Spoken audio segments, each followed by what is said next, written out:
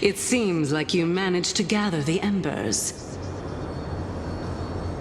In that case, just offer it to the divine butterfly. It'll be fine. Let's just do as she says.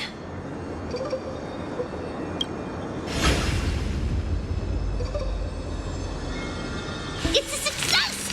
Path has appeared! All of you have indeed passed the trial.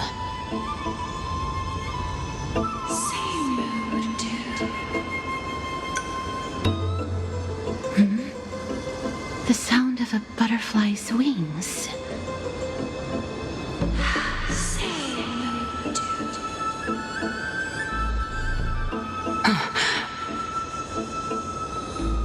I'll be back shortly.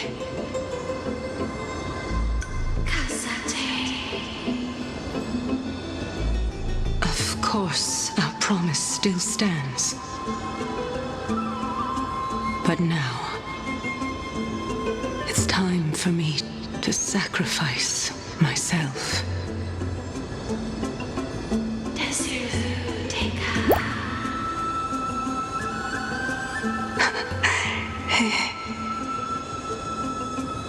If the West Wind ever ends, let that be the place where we reunite.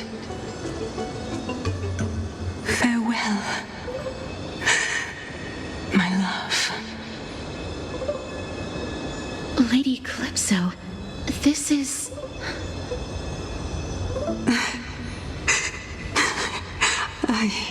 It's nothing much. Thank you so much for your help.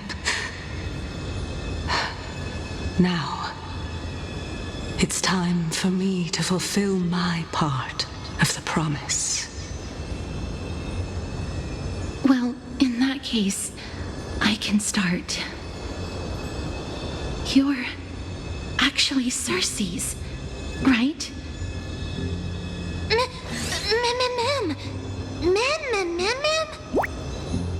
Oh my. The children of humanity have passed the final trial at last. I was wondering when you were planning to expose me. How did you know? The riddle-like trials, your distrustful yet sincere character, referring to Nestia as your love, and...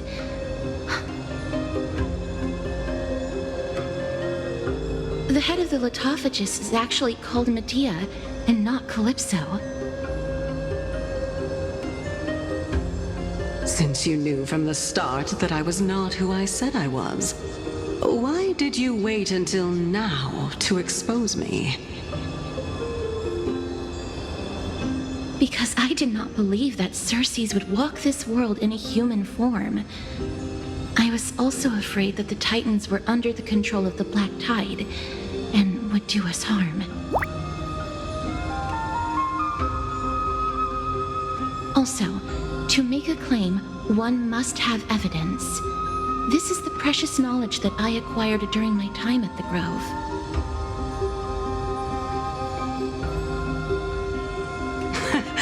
Excellent. To think we were able to gain a new chance at life in the midst of death. Fate truly is a mysterious thing. Well, shouldn't you also tell us why you went through all the trouble of setting up these riddles? Oh, the reason's quite simple. I needed your help, and just like how you were wary of me, I had to ensure that you were not villains who were trying to get their hands on the core flame.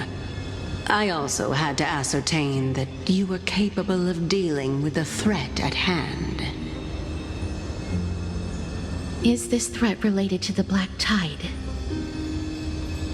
Indeed, and it's even more related to that lost item from before.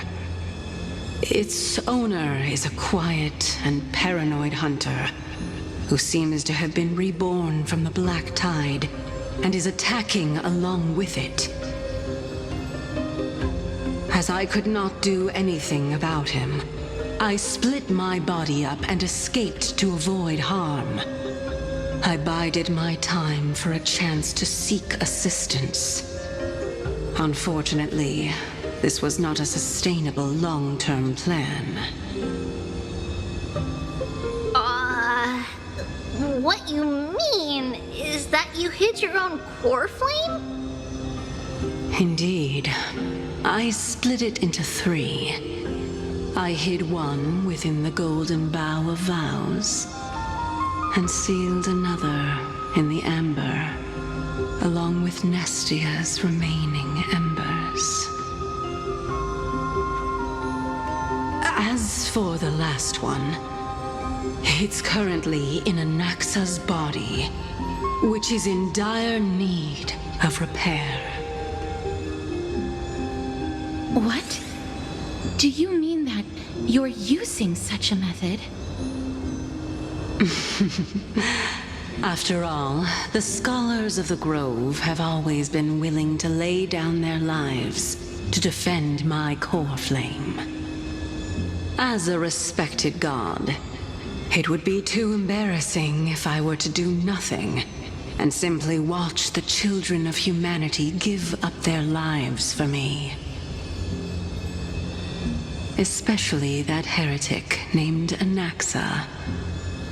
He did not even hesitate to tear his soul apart and use it to perform a miracle.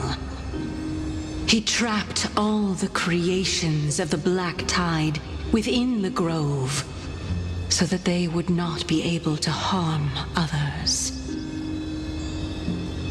His way of thinking was so out of the ordinary that I felt it would be a waste for him to meet his demise in the Black Tide. And so, I decided to save his life. Of course, this also meant that I was able to conceal myself and remain hidden. Well, that's also an equivalent exchange, right?